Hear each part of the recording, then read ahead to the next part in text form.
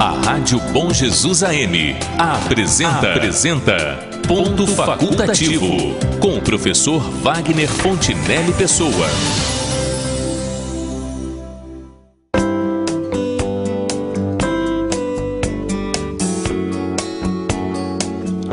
Bom dia, senhoras e senhores ouvintes da Rádio Bom Jesus e internautas que nos acompanham pelo nosso aplicativo para dispositivos móveis em Rádio Bom Jesus RJ ou pelo site da emissora. A questão de hoje é a seguinte: quais são os objetivos fundamentais da arquitetura, do urbanismo e da ambientação?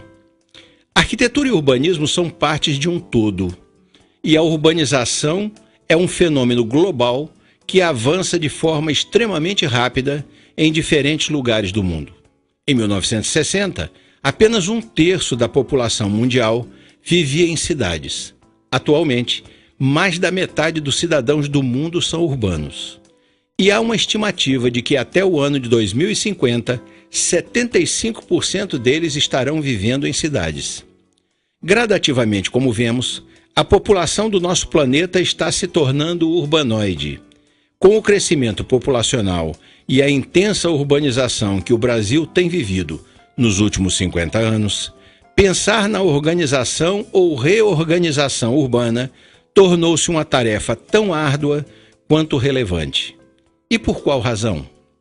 Porque a transferência de significativas parcelas da população do meio rural para o meio urbano cria ou agrava problemas que são típicos das cidades, como os congestionamentos no trânsito, a falta de água tratada e esgoto, falta de arborização ou de espaços verdes, assim como no aumento da violência. E estes são apenas alguns dos problemas típicos das grandes cidades brasileiras. Mas não é apenas a isto que se resume a questão. Além do planejamento urbano, fundamental para a garantia de uma qualidade mínima de vida, cada um de nós sente a necessidade de ter um espaço próprio que traduza um pouco de si, ao mesmo tempo em que proporciona uma sensação de conforto, aconchego e bem-estar. Assim, quando cogitamos sobre o que pode ser considerado como viver bem no meio urbano, estaremos automaticamente pensando em 3 coisas: no planejamento das cidades, na arquitetura dos imóveis considerados espaço, funcionalidade, acessibilidade e conforto, e na ambientação desses imóveis para que se torne prazerosa a permanência neles. E tudo isso é campo de estudo e trabalho de uma mesma ciência, a arquitetura. Como, no entanto, a maioria das cidades brasileiras nasceu de forma espontânea ou circunstancial, a indagação que fica é possível fazer a reorganização urbana de uma cidade que surgiu e se expandiu sem planejamento algum? Ou, como no velho ditado, o pau que nasce torto sempre morrerá torto? Este é o tema sobre o qual iremos conversar na manhã desta terça-feira aqui no Ponto Facultativo. E para tratar deste assunto comigo e com os ouvintes do horário, recebo aqui na bancada de entrevistas da Rádio Bom Jesus 2 profissionais cuja atividade está voltada exatamente para essas especializações na arquitetura. Ela é graduada em Arquitetura e Urbanismo pela PUC-Rio e atuou por cerca de 2 anos em escritório especializado na arquitetura de interiores. Participou de 2 mostras de decoração, tendo sido vencedora do prêmio Morar Mais por Menos Rio 2015. Com a sua transferência para a região do noroeste do estado, por razões de ordem familiar, por aqui tem desenvolvido trabalhos eventuais em sua área, residenciais ou comerciais, mas tem planos para, em breve, intensificar essa atividade, como saberemos melhor no correr da nossa conversa. Ele, que também é arquiteto, graduou-se em Arquitetura e Urbanismo pela Uniredentor de Itaperuna, Rio de Janeiro, sendo pós-graduado em Docência do Ensino Superior. Atualmente também exerce a atividade de professor como docente do curso de Arquitetura e Urbanismo na mesma instituição pela qual fez o seu curso. Na bancada de entrevistas da Rádio Bom Jesus estão os arquitetos e urbanistas Mayumi Yamagata e Jefferson Selfitelli. No comando do show da manhã E na retaguarda técnica deste programa está o amigo e parceiro Alexander Sullivan. Bom dia, meus prezados, sejam muito bem-vindos e obrigado por sua participação no programa desta terça-feira. É um prazer recebê-los aqui no Ponto Facultativo. Bom dia, Mayumi. Bom dia, é um prazer imenso estar aqui novamente. Agradeço a oportunidade E do seu trabalho. do meu trabalho. Ótimo. Bom dia, Jefferson. Bom dia, meu amigo. O prazer é todo nosso, como o Mayumi disse. E é sempre bom a gente estar divulgando a nossa área, a nossa profissão, e a gente te agradece desde já pelo espaço. Muito bem. Olha aqui, para iniciar a nossa conversa de hoje, meus prezados, nós vamos falar um pouco sobre os nossos entrevistados e sobre a profissão que eles abraçaram. Jefferson, nas palavras de abertura do programa, eu falei sobre urbanismo e planejamento urbano diversas vezes. Por favor, explique para os nossos ouvintes que porventura não estejam muito familiarizados com esse assunto, né? O seguinte: os dois termos, urbanismo e planejamento urbano, expressam a mesma coisa, significam coisas totalmente diferentes ou se referem a coisas diferentes, mas que estão ligadas entre si? O urbanismo, ele se trata de uma área mais abrangente, mais extensa. O planejamento urbano, ele seria um estudo dentro da área do urbanismo, né? Como a nossa profissão não pode ser dividida, o MEC não autoriza um curso só de arquitetura e um curso só de urbanismo. Eles são uma mesma ciência, uma vez que o curso está voltado para a área de ciências sociais aplicadas. Nosso curso não é da área de exatas. Logo, o urbanismo, ele se trata de uma grande área e o planejamento urbano é uma menor área dentro disso. Digamos que o planejamento urbano estaria mais ligado à questão de políticas públicas, não somente, tá? Mas a questão do planejamento, ele está ligado dentro da área do urbanismo, mas no urbanismo eu trato mais de questões mais abrangentes da cidade. O planejamento urbano, eu estou tratando mais de determinadas políticas públicas que eu possa chegar no meu objetivo final. Deixa eu tentar dar um exemplo mais claro. Eu traço um plano para Bom Jesus de crescimento urbano. Eu preciso ter um plano dentro do urbanismo, mas eu não posso desvincular a questão das políticas públicas para eu chegar a esse fator. Não só públicas, eu posso ter uma parceria público-privada nesse sentido. Pergunta, as duas coisas são partes de um todo ou uma é a subespecialidade da outra? É como se fosse, o planejamento urbano seria uma subespecialidade do urbanismo. Ele está dentro dessa área. Bom, então, tendo significados diferentes, eu lhe peço que nos explique o que faz um arquiteto quando ele se especializa em urbanismo. Que natureza de trabalho consta dessa especialidade? Quando ele se especializa em urbanismo, além de toda a parte teórica, que é uma parte mais pesada do curso, digamos assim, quando o aluno se dedica até na graduação a ler mais sobre urbanismo, ele vai ter que se confrontar com questões políticas, com questões históricas. Então, o estudo dele vai ser mais abrangente. O urbanista em si, ele vai tratar dos problemas da cidade como um todo, né? Desde um bairro, da reestruturação de um bairro até a produção de uma cidade inteira. Ele vai tratar do macro. Digamos que o arquiteto em si, enquanto arquiteto, construtor civil, ele trata mais da parte micro. Ele vai tratar de residências, de edifícios, de condomínios, e o urbanista em si, ele trata do macro. Ele vai já partir para uma escala maior, de bairro, de cidade, ou até mesmo, se for no Rio de Janeiro, de pequenos municípios dentro muito claro. Tá muito bem da cidade. Mayumi, dizem que de médico, advogado e louco, todo mundo tem um pouco. Aqui, os arquitetos podem ser incluídos nessa lista porque, afinal, existe muito construtor por aí, né, que está achando que é arquiteto. Então, sim, eu acho que essa frase se aplica bem. Eu acho que todo mundo tem um pouquinho um lado arquiteto, decorador, e, enfim, porque Qual a pergunta mesmo? Quero saber se tem muito construtor por aí tirando onda de arquiteto. Então, você não colocar nessas saias justas, né, Wagner? Então, Se quiser, peça ajuda aos universitários, não precisa responder. Não, então... Tem, né? Assim, tem, né? Tem, mas como não só na profissão de arquiteto, como em todas as outras áreas. Vou facilitar para você. Eu um dia desses entrevistei uma psicóloga aqui, uma pessoa muito inteligente, muito preparada, e falava mais ou menos algo semelhante com ela e disse, olha, tem um monte de gente por aí que diz sem nenhum pudor, sem nenhuma cerimônia assim, eu tenho uma psicologia intuitiva, né? Psicologia é uma ciência, né? Intuição é uma percepção extrasensorial que não tem nada a ver com a profissão, com as técnicas da profissão do psicólogo. E isso deve irritar profundamente os psicólogos.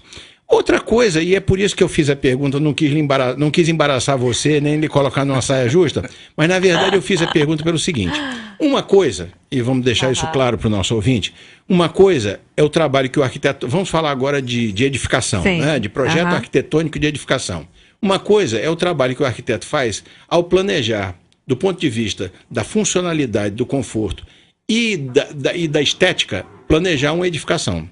A outra coisa bem diferente é eu chegar lá, começar a subir um alicerce, uma parede, e por isso eu achar que eu tenho, vamos dizer assim, habilidade de arquiteto. São coisas bastante diferentes. Foi nesse sentido que eu queria esclarecer, não queria colocá-la numa dificuldade, mas esclarecer o nosso ouvinte, que nem todo construtor ele tem o conhecimento de um arquiteto para poder, às vezes ele realiza, o construtor, e realiza até muito bem aquilo que o arquiteto projetou.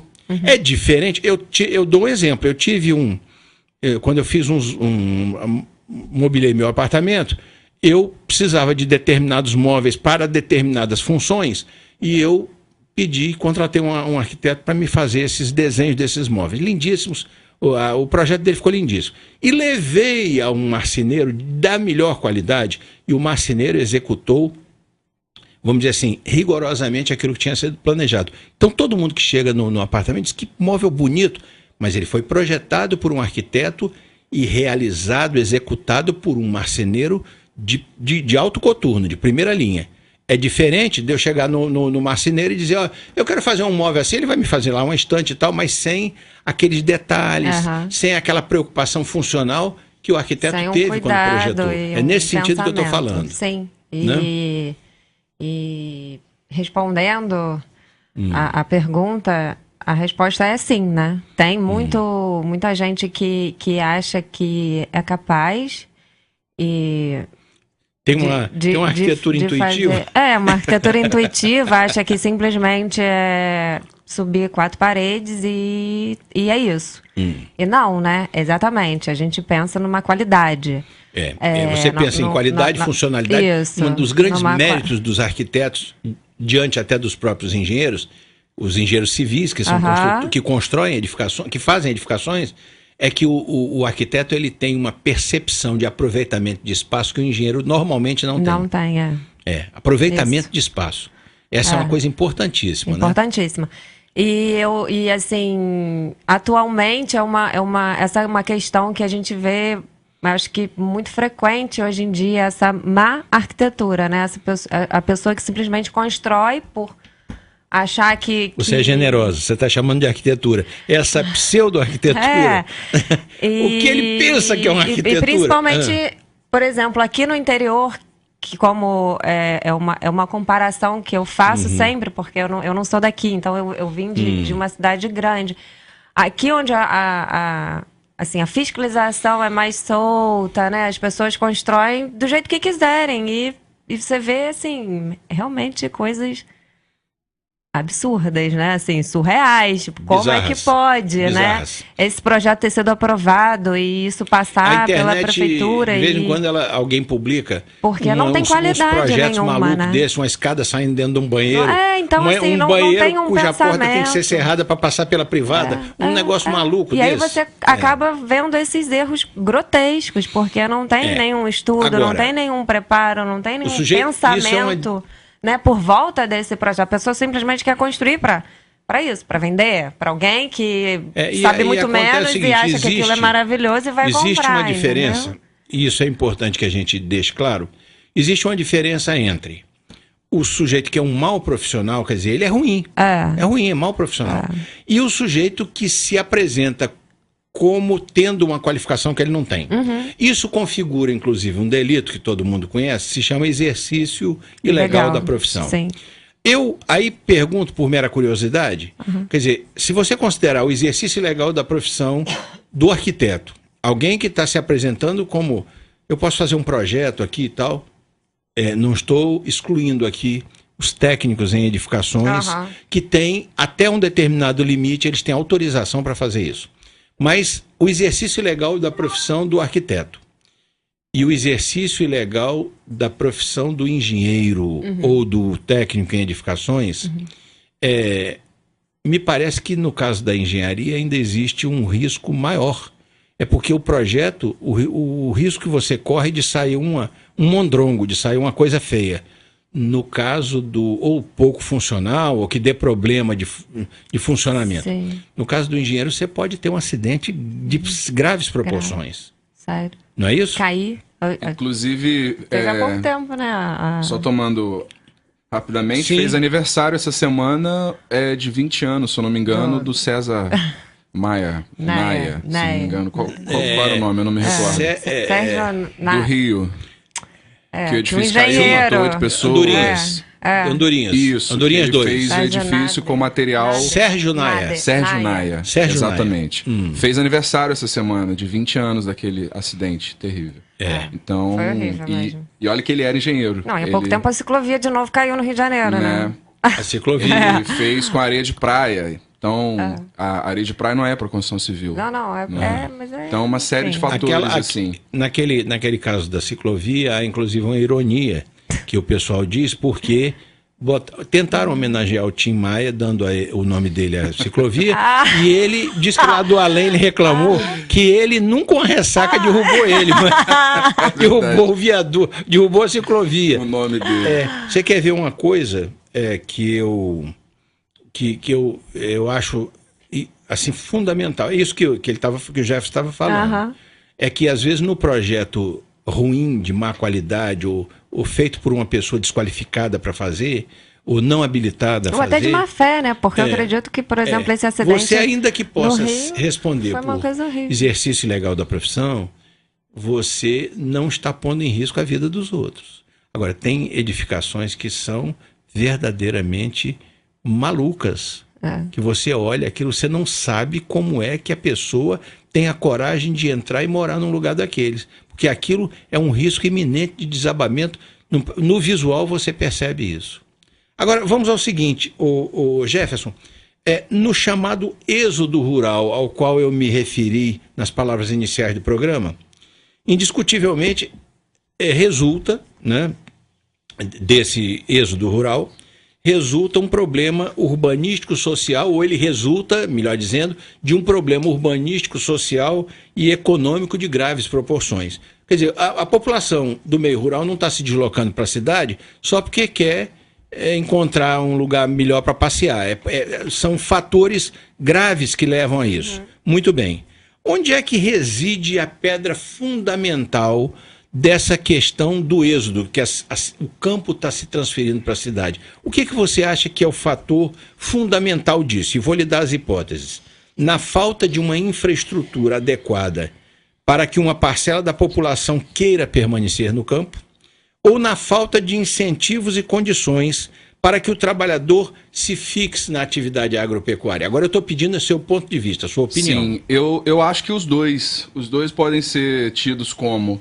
Porque se a gente for olhar historicamente, as cidades elas começaram como cidades de campo, né?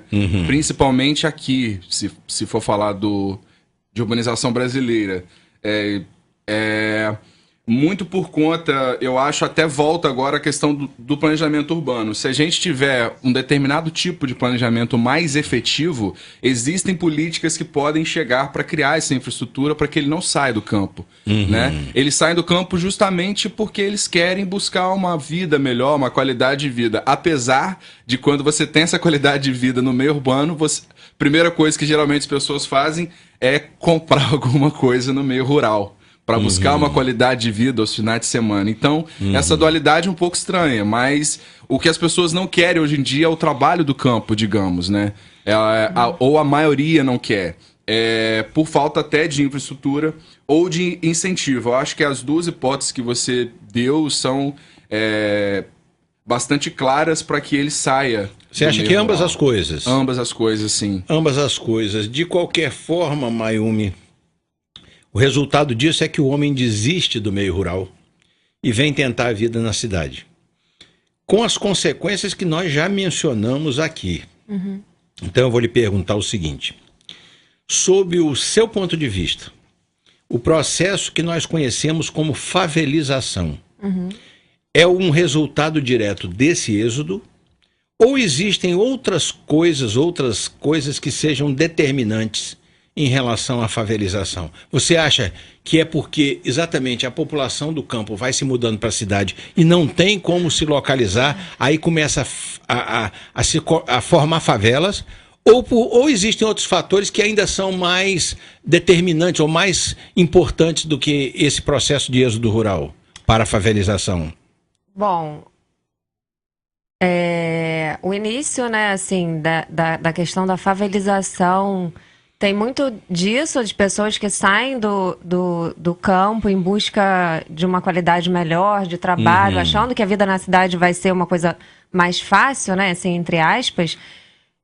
E a cidade não absorve essa população toda, né? Então acaba que o pessoal fica à margem, né? Fica à mercê mesmo e começa a criar essas periferias. A favelização, dependendo da geografia da cidade, pode ser dentro da cidade, como no caso do Rio de Janeiro, pode ser no perímetro da cidade, como no caso de São Paulo, né? De certa forma, esse processo também é determinante para o aumento das populações de rua, né? Exato. Então, esse não conseguiu nenhum barraco na favela, né? Porque tem essa coisa um pouco, talvez, romântica, né? De achar que a vida no campo é uma vida muito dura, porque é um estilo de vida completamente diferente da cidade. É um trabalho braçal. E rude, isso, né? É rude, né? A vida no campo é rude. É trabalho braçal e não tem incentivo, não tem infra.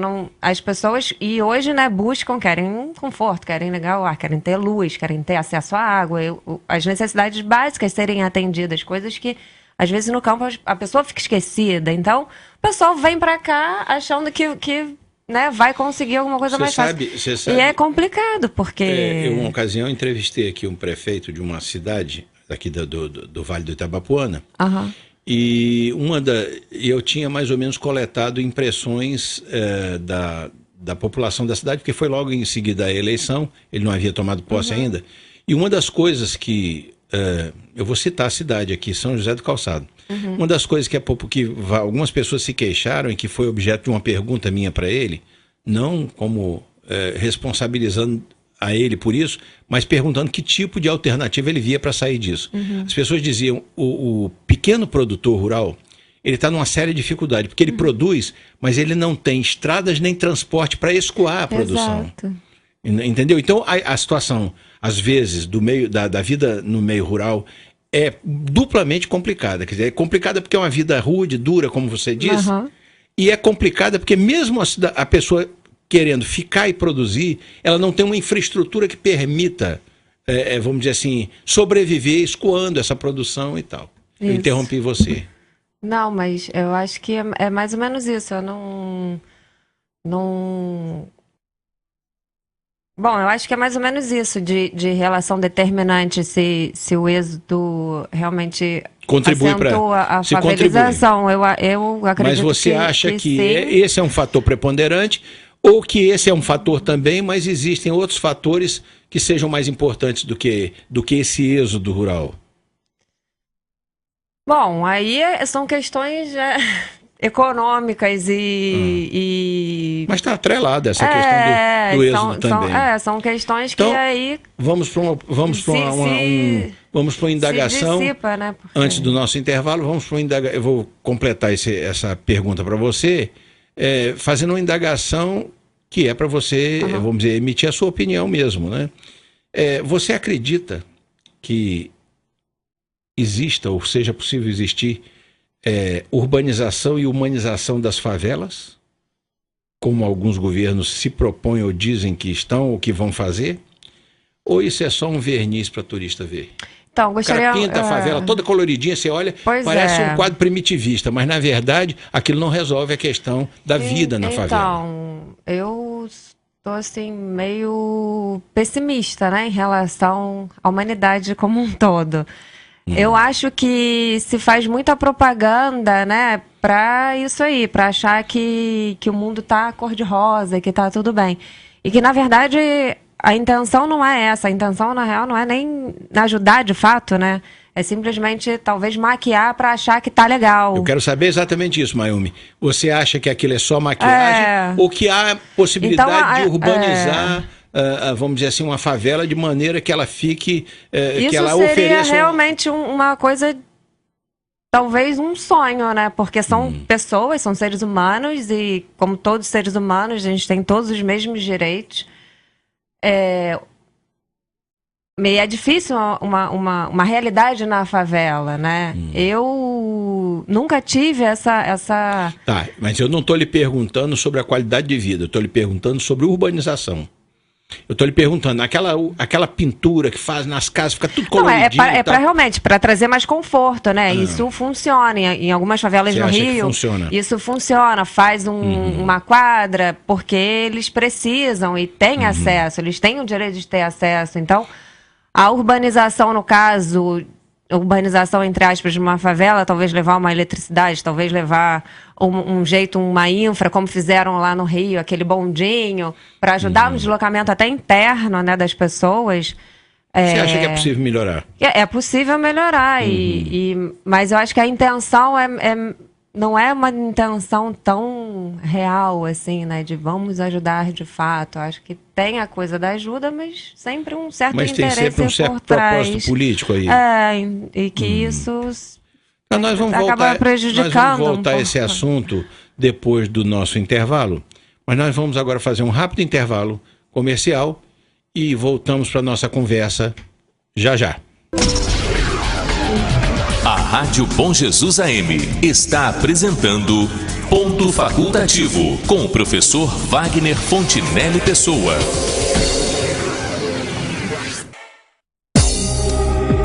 Voltamos a apresentar Ponto Facultativo com o professor Wagner Fontinelli Pessoa.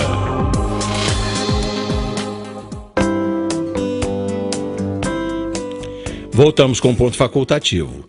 No programa de hoje estamos recebendo nos estúdios da Rádio Bom Jesus os arquitetos e urbanistas Mayumi Yamagata e Jefferson Seufitelli, que além disso, também o Jefferson é docente do curso de Arquitetura e Urbanismo da Uniredentor de Itaperuna. E com eles estamos conversando sobre esse interessante tema que é a arquitetura, o urbanismo e a ambientação.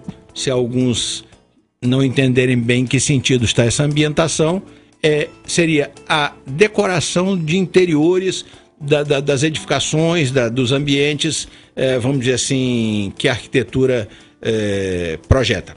Muito bem. Ô Jefferson, a gente antes do intervalo vinha falando um pouco a respeito de humanização, e falamos de humanização e falamos de planejamento urbano. Então eu queria lhe perguntar aqui uma coisa que me ocorre, que é a seguinte: é possível pensar em soluções arquitetônicas que não tenham a humanização e a dignidade da pessoa humana como foco? Jamais. Eu acho que até, voltando até uma pergunta anterior que você fez para Mayumi, é isso que diferencia a nossa profissão de todas as outras profissões que trabalham, de certa forma, com essa parte da construção civil. Nós, na graduação, nós somos preparados e, lógico, isso vai muito de intenção de aluno para aluno, mas o conteúdo que chega para todos eles de forma em comum é um conteúdo que nos prepara para ter a pessoa humana como norte de todos os trabalhos, independente de escala. Eu posso estar fazendo uma cidade, eu tenho que levar em consideração quem é o usuário dela. Eu vou estar fazendo uma cadeira, ela vai ter um usuário. Então, independente de qual seja a escala, né? Inclusive, voltando para o tema do urbanismo lá no início da nossa conversa, tem um pensador que hoje em dia já está sendo até bem discutido, que é o Jean Guel, ele é bem contemporâneo, ele escreveu um livro chamado Cidade para as Pessoas, que ele trata exatamente disso, que no modernismo, a cidade moderna, do pensamento modernista da cidade como é Brasília, a cidade não era pensada para a pessoa. Eles pensavam na cidade como uma utopia, né? E não, ele veio quebrar isso. E hoje em dia, obviamente, como essa parte do urbanismo é muito teórica, já tem outros teóricos que estão discutindo o Jean Guel. Você pode discutir o Jean Guel, você pode discutir o Niemeyer, você pode discutir quem você quiser. Exato. Agora eu vou lhe dizer como pessoa, que não entende, não sou um especialista e nem entendo tecnicamente da arquitetura. Eu já fui dezenas de vezes a Brasília a trabalho. Houve uma época que eu ia quase que uma vez por mês a Brasília. Brasília, em que pese o respeito pelas linhas arrojadas, primeiro pelo plano piloto, né, e depois pelas linhas arrojadas das edificações, Brasília não foi pensada para as pessoas. Sim, Brasília foi pensada como uma grande maquete. Quem quiser, com todo respeito, e para os automóveis, com todo respeito a Oscar Niemeyer, Brasília é uma cidade desumanizada. Que os brasilienses não achem isso, porque nasceram lá, porque viveram. Brasília, já dizia um amigo meu, com quem às vezes eu me encontrava lá em Brasília, indo também a trabalho. Brasília é uma cidade que não tem esquina. Você não para conversar com ninguém na esquina, porque não tem esquina em Brasília. Passa um por baixo, outro por cima, não sei o que e tal. Claro que Brasília foi pensada inicialmente para 200 mil pessoas. Era uma cidade que foi planejada para 200 mil pessoas. E hoje já deve estar, eu imagino, uns 2 a 3 milhões de pessoas a cidade. Agora, Brasília é uma cidade que não foi pensada, tudo longe, tudo distante, você não vê gente andando pela rua. É um negócio muito esquisito, Brasília. Mesmo que você tire o chapéu para o Niemeyer, para toda a obra do Niemeyer, mas Brasília não foi pensada para gente. Ela foi pensada para a funcionalidade, vamos dizer assim, administrativa do país. Foi a questão do período histórico, né, Wagner? A questão do período histórico toda, na época do modernismo, que foi essa década de 50, o mundo estava vivendo isso, eles estavam sendo inflados por isso, inclusive Le Corbusier, que foi um dos grandes pensadores do modernismo, ele chegou a trabalhar com Lúcio Costa e com Niemeyer em diversos projetos, e ele inclusive teve presente no pensamento de várias questões de Brasília, né? Tá, eu queria fazer só uma observação. Houve um telefonema que o Sullivan me comunicou de um ouvinte chamado Rafael e que ele queria fazer uma pergunta no ar. E, infelizmente, caiu a ligação, mas eu disse ali ao Sullivan que se ele tornar a ligar, pode nos chamar aqui, Sullivan, e ele entra no ar para fazer a pergunta, tá bom? Só para eu dizer aqui ao nosso ouvinte o seguinte, para quem não tem essa informação, e nem todo mundo tem, o nosso arquiteto Jefferson acaba de citar 3 nomes aqui importantes. Ele citou o Niemeyer, que é o projetista das edificações de Brasília, o Lúcio Costa, que foi quem planejou, vamos dizer assim, fez o plano piloto, ou seja, o traçado da cidade, e um terceiro nome importantíssimo aí, o Le Corbusier, ele trabalhou com o Lúcio Costa trabalhou com vários projetos, fizeram projetos em comum, mas tem um terceiro nome aí também, que foi importantíssimo na construção de Brasília, que é o Burle Marx, que era um paisagista, foi a pessoa que planejou os jardins, aqueles campos, aquelas alamedas e tal, que também são 3 nomes importantíssimos na fundação, na construção, na edificação de Brasília. Muito bem, olha aqui uma coisa, em matéria de humanidade, você está dizendo, e foi essa a pergunta que eu lhe fiz, Jefferson, se é possível você fazer projeto arquitetônico sem pensar na dignidade da pessoa humana, sem você pensar na humanização do projeto, que aí você cita Brasília. Eu disse, Brasília não é um projeto tão humanizador assim, vamos dizer, na sua forma e na sua dinâmica. Agora, você disse que não é possível, e eu concordo com você, como leigo eu concordo com você. Agora tem o seguinte, se você pensar na arquitetura que rola pelo mundo, por exemplo, a arquitetura chinesa e japonesa, os caras fazem uma casa, um apartamento dentro de um container. O cara tem projetos de conjuntos inteiros que é um container. Eles montam aquilo ali, eu acho que em 5 horas, em 4 horas, eles montam um troço daquele, o cara entra por trás, sobe, feito um puleiro, ele fica ali dentro, ali tem a janela, é uma janela só. Eu não estou inventando isso, Mayumi. Não, sim, não. É um box, o cara faz um box para o sujeito viver dentro de um box de 19 metros quadrados. Aí é o seguinte, aí você vai, eu acho que para um aeroporto de alguma cidade do Japão que eu não sei, que o sujeito tem uma caixa de madeira que ele, quando tem que pernoitar, eu não estou inventando isso, Mayumi, ele senta naquela caixa, se amarra e dorme à noite esperando para pegar o avião no dia seguinte. Isso é humanização? Wagner, eu penso que isso é uma questão mais ambiental, assim, no sentido de cultura, né? O Japão, se for olhar em termos territoriais, é um país muito pequeno. Eles tiveram que se acostumar com isso. E isso historicamente, né? As casas japonesas são muito pequenas. Eles não precisam, não é o fato de ser pequeno. Não, mas, eles não precisam de muito espaço. Mas isso é uma coisa também da geografia. O Japão é muito pequeno. Muito então, pequeno. assim, a gente mora num país muito vasto, né? Eles não têm esse olhar o Japão a terra né? A questão do espaço para eles o espaço é tratado como um pote de ouro ali, entendeu? É verdade. Nossa. Eu fiquei surpreendido. E é muito mais difícil, tá? Se projetar o pequeno. Tenho certeza. Aproveitamento de espaço que eu falei aqui agora há pouco. Eu fiquei surpreendido, o Jefferson e Mayumi. Eu fiquei surpreendido o dia que eu descobri, hoje ele não é mais, já deve até ter morrido, que o presidente mundial da Honda, que era um empresário, que era um sucesso, o sujeito era um exemplo de empresário bem-sucedido. E eu fiquei surpreendido ao descobrir que ele morava em Tóquio num apartamento do tamanho do meu apartamento, com 2 quartos. O apartamento do presidente mundial da Honda tinha 2 quartos em Tóquio. Também é preciso notar que o espaço urbano lá é caríssimo, é absurdamente caro. Caríssimo. Mas ele certamente poderia ter. Ou seja, o que vocês estão dizendo tem sentido. Não, o olhar deles é diferente para a questão do espaço. Não é isso? É cultural. Ele morava, é cultural. Ele morava, o presidente da Honda, num apartamento de 2 quartos. Ele mora igualzinho a mim. Né? Eu e o presidente da Honda morando num apartamento de 2 quartos. É exatamente isso.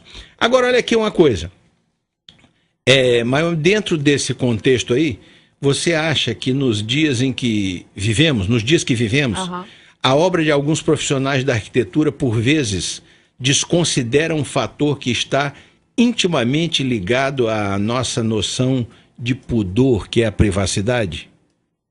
Vou refazer a pergunta, não para você, mas para que todos os ouvintes entendam o que eu estou perguntando. A gente pensa em dignidade, é disso que eu estou falando, dignidade da pessoa humana e tal, mas tem projetos que desconsideram uma coisa que, para nós, para a nossa dignidade, é fundamental, que é o pudor. Eu vou dar um exemplo disso para não ficar muito nebuloso. Eu já acho que uma vez conversando com você, eu mencionei isso, uma casa que eu visitei uma vez, que as paredes eram de vidro. Então você estava sentado no vaso sanitário no banheiro e as pessoas, sua mulher, seus filhos, estavam vendo aquilo que é um momento de, vamos dizer assim, de intimidade sua e tal. Quer dizer, pode ser muito arrojado do ponto de vista arquitetônico, mas não está nem um pouco preocupado com essa coisa da privacidade e tal. É possível você fazer um projeto que não esteja atento a isso também? Bom, possível é como você vivenciou, né? Sim. Mas assim... Não vivenciei, não era na minha casa, não. Eu conheci essa casa. Não. E, aliás, quero dizer, nem pedi para ir ao banheiro lá. Não vivenciei nada. Não, então... Possível né? Mas isso é uma coisa que eu diria um pouco, talvez, exótica, um fetiche, eu não sei, né? Pode ser, mas sei lá. Pode ser. Mas, no geral, né, a privacidade é o que a gente busca. Eu achei aquilo tão bizarro, você fazer casa, que é o seguinte, cara, há momentos da sua vida que você tem que estar isolado. É um momento, vamos dizer assim, que você não deve expor para os outros. E aí a pessoa faz um banheiro que o sujeito está sentado num vaso sanitário e a mulher dele no quarto assistindo televisão e vendo o cara lá. Um negócio grotesco. É curioso, assim, né? Vamos dizer, mas existe, né? Isso aí depende às vezes a pessoa que mora ou tem Não essa liga, coisa né? meio, né? Ou pede isso. Ou é meio Sei exibicionista. lá, ou Eles isso. podem ser uns voyeurs da vida. É, Pode ser. uma E aí coisa também tem meio o assim. seguinte, né? Também tem o seguinte, é de se imaginar que o arquiteto não impôs aquilo ao cliente, né? Muito pelo contrário, às vezes o Muito pelo cliente impõe contrário. aquilo. Mas essa é questão interna, mas em questão de privacidade em termos de construção, aqui a gente não, eu pelo menos não me sinto assim, mas no Rio, quando eu morava em Niterói, é isso, né? Eu morava num edifício e você abre a janela do seu quarto, você dá praticamente né? Se duvidar, estica a cordinha ali e vai, né? Aqui, passa de um prédio para outro. Em Brasília foi uma É coisa que eu meio assim, estranhei. da As primeiras vezes que eu fui a privacidade, Brasília, as você não tem edificações de muito. Brasília, que você abria a janela, a cortina de um hotel, de um apartamento de um hotel, e você estava inteiramente exposto, porque era vidro de cima até embaixo. Não havia uma parte de parede, uma janela. Isso é da natureza modernosa da arquitetura de Niemeyer. Não havia. Então, se você não podia abrir cortina. Porque se você abrisse cortina, qualquer pessoa que tivesse um binóculo num apartamento em frente, num prédio do outro lado da esplanada, ia ver o que estava se passando dentro do seu apartamento, do seu... Isso é uma coisa que eu vivia diariamente quando eu morava em Niterói, né? Assim, você não pode abrir a cortina e estar no seu quarto porque o vizinho tá ali. Tem outro prédio colado. Então, você perde essa privacidade. Apesar de você estar dentro da sua casa, né? Você não fica à vontade para... Porque é isso, tem sempre uma pessoa olhando, um ali, outro aqui. E isso eu acho que é uma consequência também dessa construção exagerada, essa conurbação da galera ir muito, Entendi. né? O pessoal tá indo muito para a cidade, então Niterói. Verticalização, A né? verticalização, enfim, muito edifício em pouco especulação espaço, um colado com o imobiliária, outro. e aí vai, né? Então, Porque, por lei, assim, ou a maioria, ao menos, brasileira, é 1,5 metro da divisa. Então, se você tem 1,5 metro para cada lado, 3 metros. Eu considero 3 metros muito pouco. É claro. Para ficar uma janela de frente para outra é muito pouco. Né? Você está devassando o apartamento. Sim. Eu inclusive, uma vez eu fui a um prédio no Rio, de uma tia, de um amigo, enfim, que existia um átrio central, o edifício era um formato de um quadrado e no meio tinha um átrio.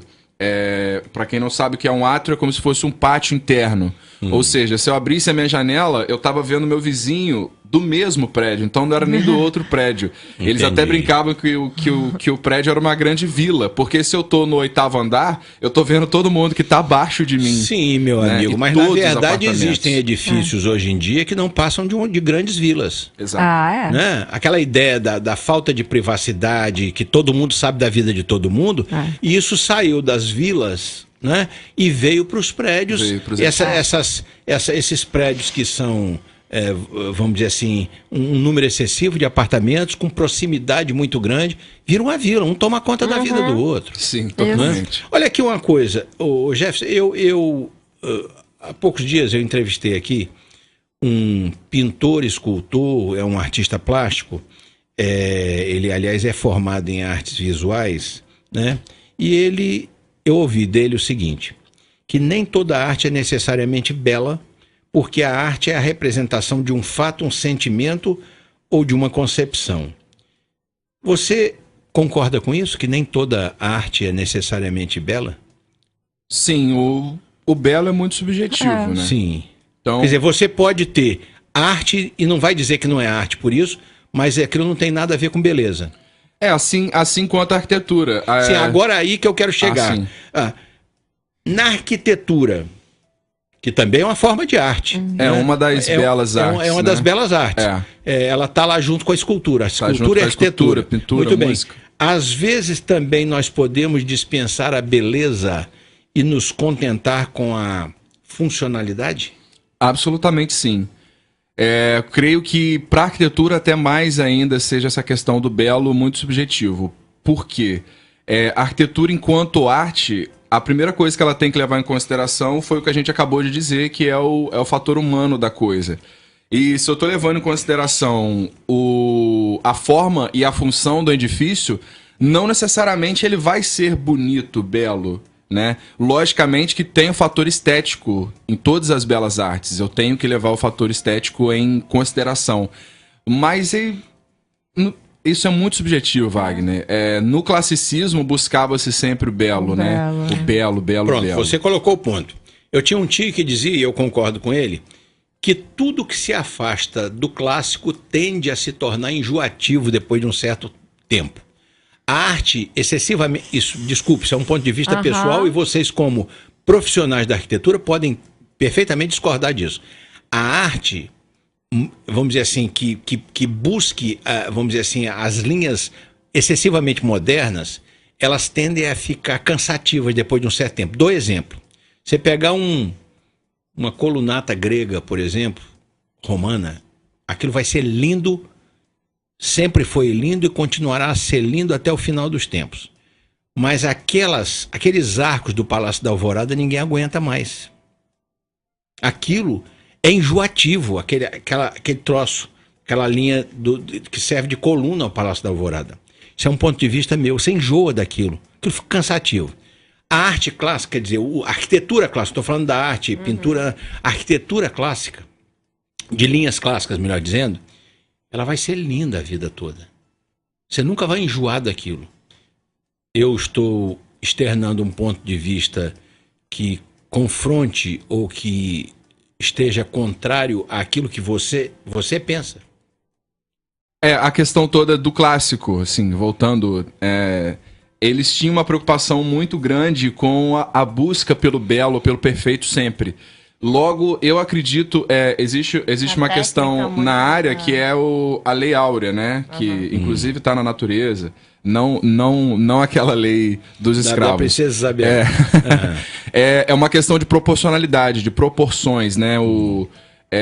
A proporção de ouro que a gente busca. No classicismo tem muito isso. Por isso que até... A simetria, sim, né? Já foi até provado isso depois, muito tempo depois do classicismo, que quanto maior a proporção até hoje, em fotografias, em tudo mais, você tem, menos enjoativo fica para o olho humano. A gente se acostuma melhor com isso. Mas a arquitetura a gente tem que olhar sempre para o passado, buscando evoluir para o futuro. Então, a gente não pode, por exemplo, somente replicar um momento... histórico, digamos, na arquitetura, né? A gente estaria cometendo falso histórico. A gente pode buscar inspiração, mas até o belo é muito subjetivo, sabe? Tá, então deixa eu fazer uma pergunta adicional aqui. O Gaudí, sim, ele é escultor ou arquiteto? Ele pode ser considerado mais escultor. Eu tô achando. Pelo momento histórico também que ele estava. Porque do ponto de vista arquitetônico, aquelas coisas dele, para mim, são feias pra Mas caramba. se trata do momento, Wagner. Ele participou ali da transição do Barroco, Art Nouveau. O mundo estava vivendo aquilo. Então é complexo a gente hoje olhar para trás e achar que, de repente, aquilo não era Eu sei que as o da pessoas época. as pessoas vão à Espanha, ficam deslumbradas com o trabalho de Gaudí, mas eu, particularmente, acho aquilo muito feio. Entendo. Muito feio, né?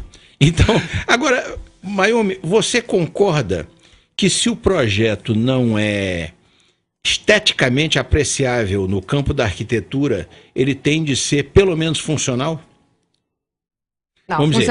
a funcionalidade eu acho que é uma das principais norteadoras de um projeto, né? Você vai fazer um briefing com o seu cliente ou com a pessoa que está te contratando então é para quê, né? Para que serve? O que você vai fazer Entendi. aqui? Qual a sua intenção nesse espaço ou nessa casa? Ou quantas famílias? Como vocês convivem? Como é o uso da rotina? Qual é a rotina de vocês? Então a gente faz essa pesquisa antes de começar a pensar em qualquer coisa, porque a gente quer atender as necessidades. Entendi, claro. E quer tornar aquela casa, ou enfim, quer que seja, funcional para as pessoas que vão viver ali, né? Deixa eu falar uma coisa para você, só de passagem, nós mencionamos isso numa outra conversa que nós tivemos aqui.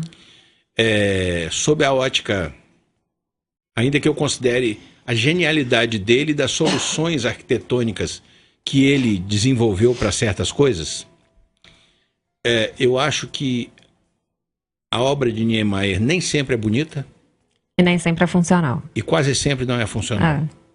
Também é um problema do modernismo. É um problema do modernismo. Porque eles não levavam o fator humano necessariamente como preponderante nas escolhas. E qualquer outras, assim, pelo mundo espalhadas. Olha, eu disse a vocês agora há pouco que eu, durante uma certa época da minha vida, por força do meu trabalho, eu tinha que ir muito a Brasília, naqueles ministérios, alguns deles pelo menos. Aquilo era um forno. Aqueles ministérios eram umas estufas. Era ar-condicionado bombando o dia inteiro e na parte da tarde, o lado que pegava o sol, não resolvia, o ar-condicionado não resolvia. Era um inferno você ficar trabalhando dentro do ministério daqueles. E os prédios, para mim, eles são uns caixotes. Né? Agora, é o que você está explicando e com muita, vamos dizer, objetividade e propriedade. É um problema do modernismo, né? É uma característica do período. Eles se preocupavam muito mais com a questão estética, plástica, plástica. Eles estavam saindo também do momento aí do neoclássico, enfim, eles estavam buscando uma nova forma de olhar para a arquitetura. E aí eles começaram a perceber a arquitetura como uma escultura, não necessariamente como uma obra para o ser humano. É muito complicado. Entendi. Agora, nosso tempo vai caminhando e eu quero falar com vocês agora sobre algo que me parece importante, não perder a presença de vocês aqui sem falar disso, né? Ou perder a presença de vocês aqui não falando disso. É uma questão específica de interesse, para mim, de interesse local ou regional. É que vocês dois estão montando um escritório de arquitetura em Bom Jesus do Itabapoana. Eu tenho informação sobre isso e eu vou lhes perguntar o seguinte, Jefferson, vamos fazer isso de uma forma mais ou menos dinâmica para a gente poder dar as informações todas para os nossos ouvintes. Como é que surgiu a ideia de vocês montarem uma empresa nessa área aqui na região? A Mayumi chegou aqui em Bom Jesus há alguns anos, a gente se conheceu e já surgiu o interesse inicial mútuo, acho, desse trabalho em conjunto. Né? Foi uma empatia, assim, que a gente teve desde o início. Exato, e no ano passado a gente fez alguns trabalhos juntos já caminhando para isso, né? Então acho que o próximo passo naturalmente já seria uma formalização disso. Fazer isso de maneira mais organizada, mais permanente. Sim. Exato. Muito bem. A Mayumi não é de Bom Jesus, como nós mencionamos aqui agora mesmo, então você terá melhores condições para avaliar isso. Em sua opinião, Bom Jesus do Itabapoana e as cidades aqui do entorno, né, de Bom Jesus, formam um mercado consumidor para esse tipo de serviço tão especializado? Sim, eu acho que está crescendo muito, né? A área está chegando para o interior. Com o advento da internet, as pessoas tendem a saber o que elas querem, mas aquilo não necessariamente é o que elas precisam. Então, eu acho que a gente, enquanto arquiteto, nós somos filtros de ideias. Você pode saber o que você quer, mas você tem que deixar a gente no volante. Eu não vou contratar um táxi e ensinar o motorista a dirigir, sabe? Entendi. É meio por aí. Eu digo, não, aliás, a relação do cliente com o arquiteto, estou falando por experiência própria, deve ser a seguinte: eu digo o que eu quero, ele me traz uma ideia e eu digo, olha, isso aqui eu preferia mudar para cá ou para lá, mas fundamentalmente eu digo o que eu quero e ele materializa aquilo num projeto. É assim? Eu até brinco que você diz o que você quer e a gente dá o que você precisa. Porque, repito, não necessariamente às vezes o que o cliente quer é o que ele precisa.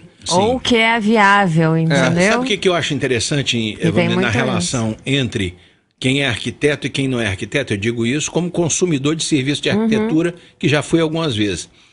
É que às vezes você quer uma coisa e você fala com o arquiteto, mas na sua cabeça você formou, mais ou menos, você formulou alguma coisa que você acha que deve ser. E quando ele lhe traz um esboço de projeto, ele lhe traz uma coisa totalmente diversa daquilo que você havia imaginado. E às vezes é que você vê qual é a diferença entre quem é arquiteto verdadeiramente e quem quer ser um arquiteto intuitivamente. Ou seja, eu não seria capaz de pensar aquela solução, não sequer de imaginar. Eu disse o que eu queria, mas na minha cabeça se formou, vamos dizer, se desenhou uma coisa que quando você me traz não é aquilo que se desenhou. E aí eu digo, puxa, que coisa genial, não tinha pensado nisso. Né? Não é isso? Agora, urbanismo, projetos de edificações, projeto de ambientação, projetos até de móveis, né, que é um dos campos, vamos dizer assim, da arquitetura, nessa gama tão variada de possibilidades. no campo da arquitetura, onde é que vocês pretendem centrar o trabalho que a sua empresa vai desenvolver? Então, inicialmente, projetos de edificações e comercial, de interiores, residencial e basicamente. interiores.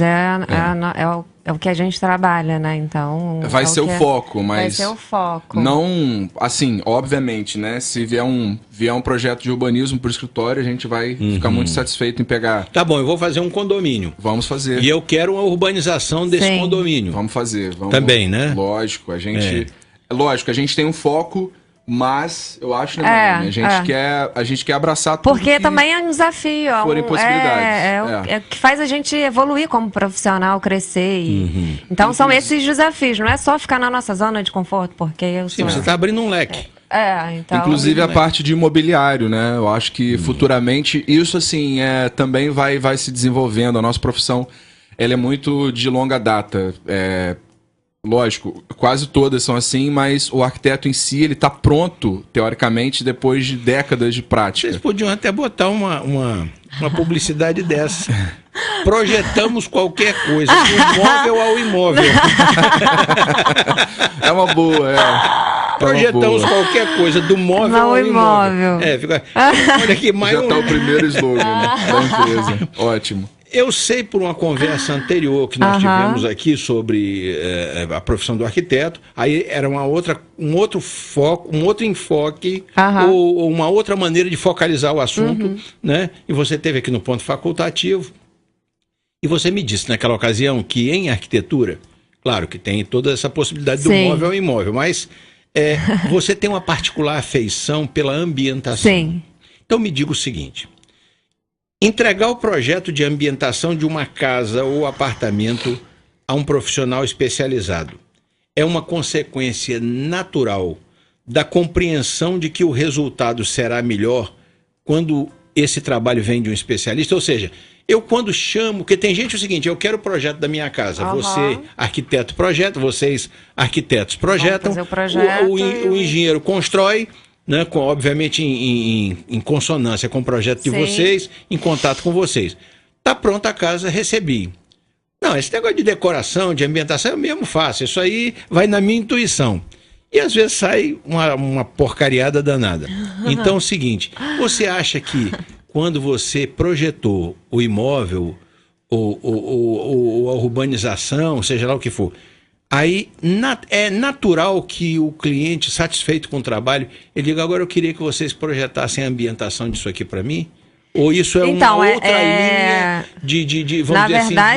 de entrada no mercado? Então, na verdade, seria sim, é uma forma de entrar no mercado, mas no nosso caso, como a gente quer realmente casar esses dois serviços, né? Porque são serviços nem sempre que caminham juntos. Às vezes você só faz um projeto, entrega o projeto de uma casa, um edifício, acabou. E não tem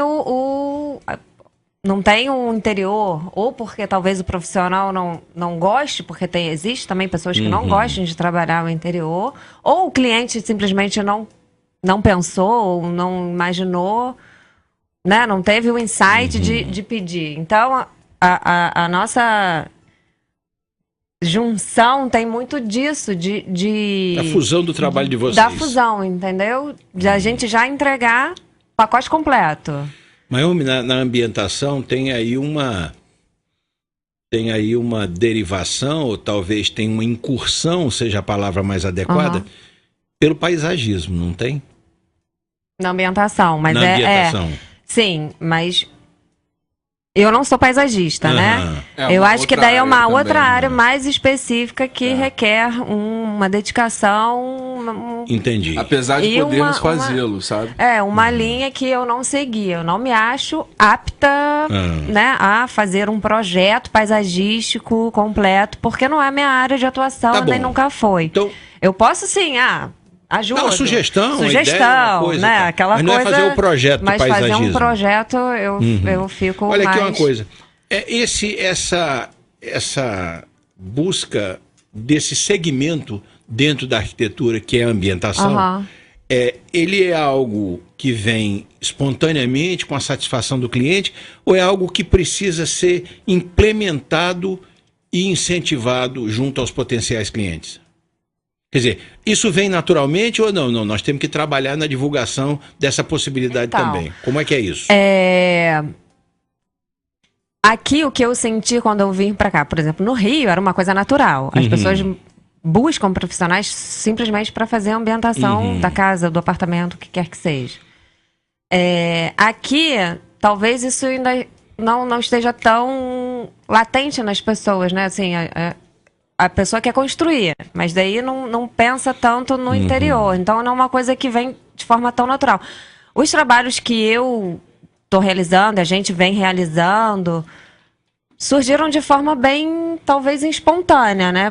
Procuraram a gente para fazer isso. Então, acho que é uma coisa que surge espontaneamente. Não é uma coisa que eu tenho que fazer um marketing, eu faço... Não. As pessoas procuram um profissional capacitado, as pessoas que têm interesse, né, em ter um bom resultado, procuram uma pessoa, um profissional para fazer aquilo. Então, vem de forma muito espontânea, mas eu acho que aqui não tem muito essa cultura ainda instalada. É isso que eu estou perguntando. Essa cultura precisa ser Mas é uma coisa que tem que ser trabalhada aqui, tem que ser né? trabalhada aqui, isso. Inclusive eu acho que a gente tem tentado fazer muito isso. Sempre que a gente pega um cliente ou outro novo que não entende muito bem e que está querendo, né? A gente faz esse papel também meio que de ajudá-los a entender. Não diria nem ensinar, porque não é o nosso papel enquanto profissionais, mas a gente tenta ajudá-los com isso, né?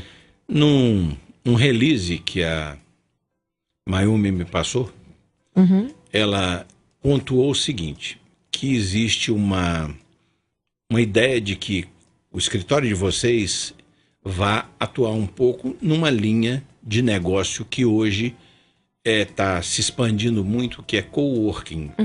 Tá. Vamos por partes. Primeiro vamos explicar ao nosso ouvinte o que é o coworking, né? Por favor. Sim.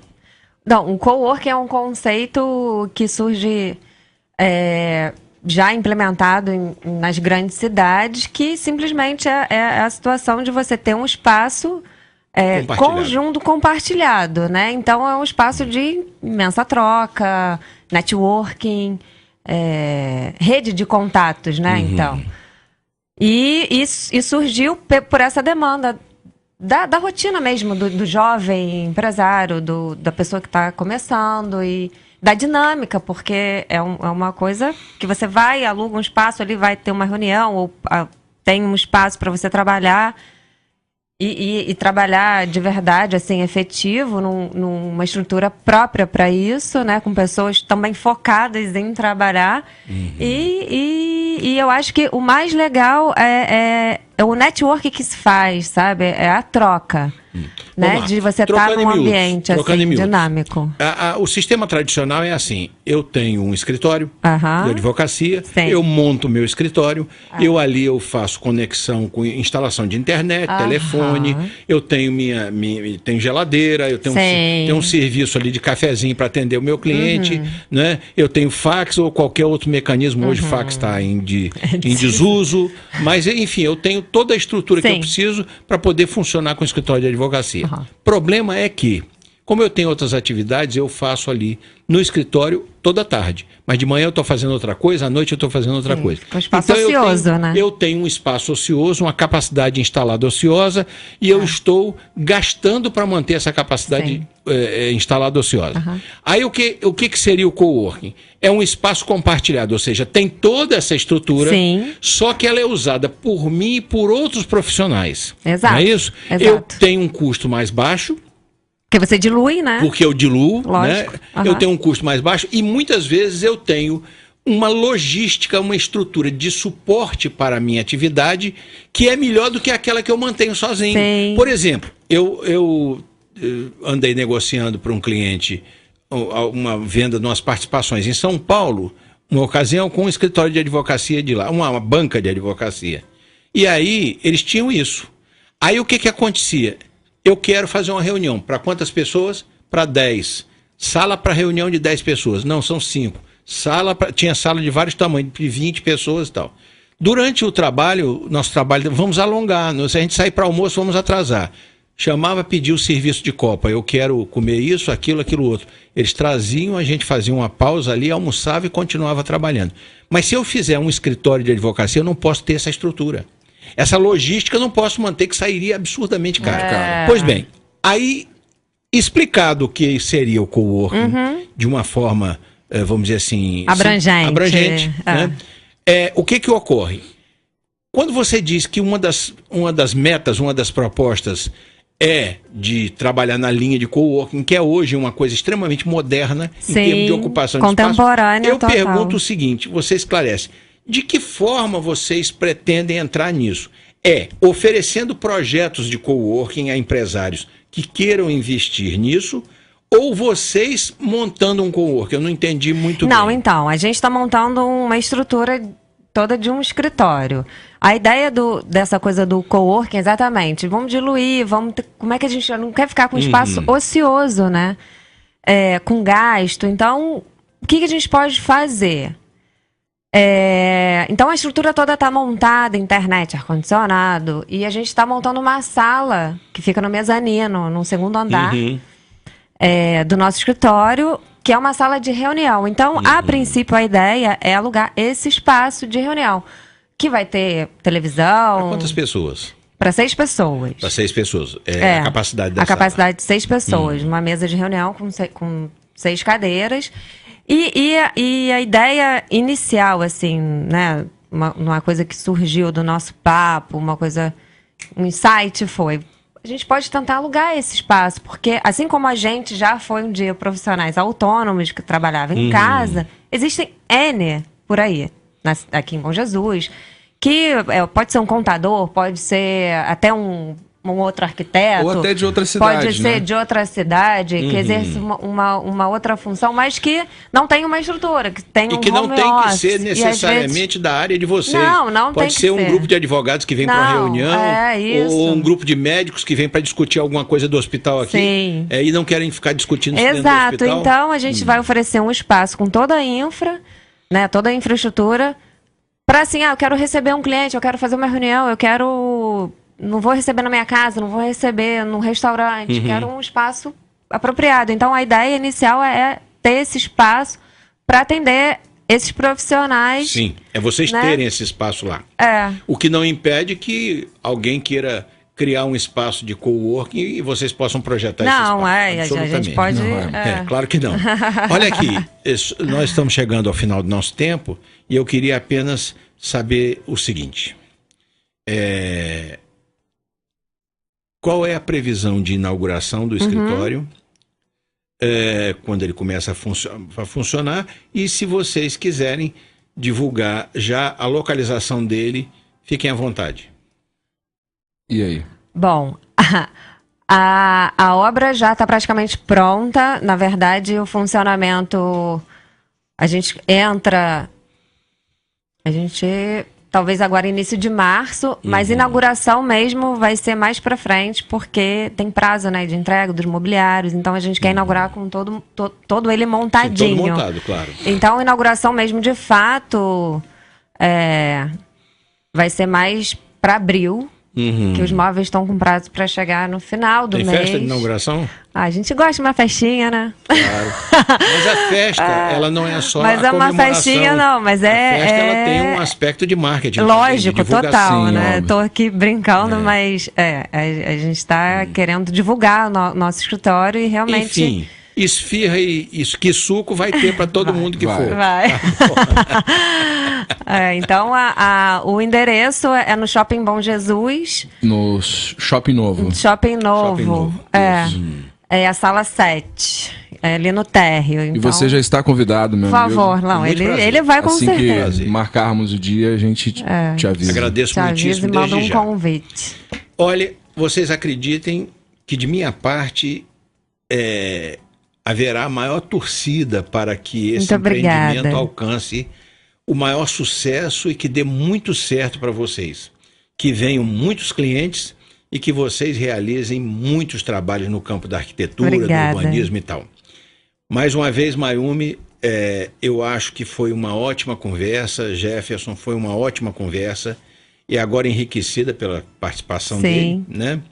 e espero que vocês tenham gostado como eu gostei. Mas como o tempo destinado a esse programa já chegando ao final, já chegou ao final, nós vamos ter que encerrá-lo. Quero agradecer por sua participação no programa de hoje. Aos arquitetos e urbanistas Mayumi Yamagata e Jefferson Selfitelli, com os quais conversei na manhã desta terça-feira sobre o tema urbanismo, arquitetura e ambientação, ou decoração, para quem não localizar muito bem isso. E do mesmo modo também agradeço ao público ouvinte por sua sempre importante audiência. Meus prezados Jefferson e Mayumi, o microfone da Rádio Bom Jesus está à disposição para as suas despedidas. Rapidinho, por favor. Mayumi. Bom, então, mais uma vez, eu agradeço aqui a oportunidade. É sempre um prazer enorme estar com você. E espero que a gente tenha assim, conseguido tirar alguma dúvida ou esclarecer algumas questões sobre a nossa profissão, né? E com certeza. É isso. Obrigada. Tá bom, Jefferson. Wagner, foi um prazer, tá? Desde já, novamente agradecendo mais uma vez o espaço da Rádio Bom Jesus para divulgar arquitetura, sobretudo aqui na nossa região, que, obviamente, eu, enquanto bom jesuense, eu espero ver a minha cidade ainda com a nossa profissão mais difundida, né? E veículos como a Rádio Bom Jesus só engrandecem isso, deixando os microfones abertos para que a gente divulgue mais o que é o nosso serviço. Para as pessoas saberem que ele não é um serviço caro, muito pelo contrário. É só nos procurar que a gente explica melhor sobre isso. Claro, né? Claro.